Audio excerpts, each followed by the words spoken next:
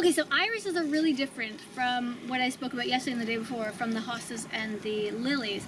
Irises are different because they have these long roots. They're almost like tree roots. They kind of just go on forever.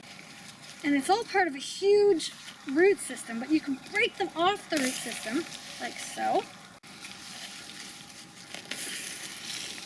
And I can continue through and just pull it apart.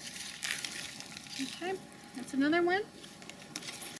Okay, so let's imagine that we've gone through and we've literally taken them all apart. Now the best way to do this is to soak it in water so that the dirt falls right off, and then all the roots will kind of fall apart. You might have to tug, but they should fall apart. Once you've done that, you just want to plant it. So you're going to plant the entire thing. Plant it the same way you would anything else, up to about here with dirt. Water it in really well. Since you're transplanting, you always want to give something water whenever you transplant it, otherwise it will go into shock. You can cut off the top, but you don't have to. It will die back because we're at the end of the season, but next year it'll come out with beautiful new foliage and eventually irises.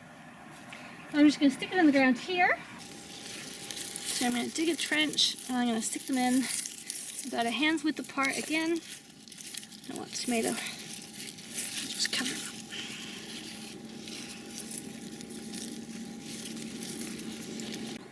Okay, so I've put in my dahlias in the back, my irises in the middle. Now I'm going to put my hostas into the front.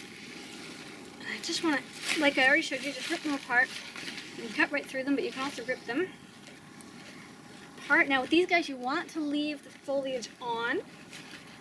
And if you give them a good tight pull, they should come apart without damaging too much. Okay, so that's going to be one. That's another. That's another. I'm going to stick them into the front.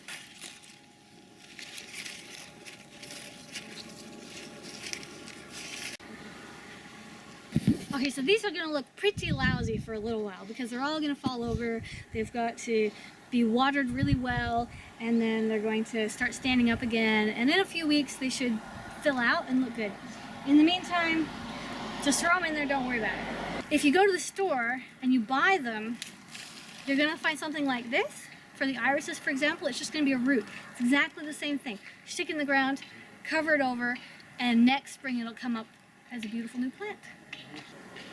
I'm Scarlett, thanks for watching, and I'll see you tomorrow.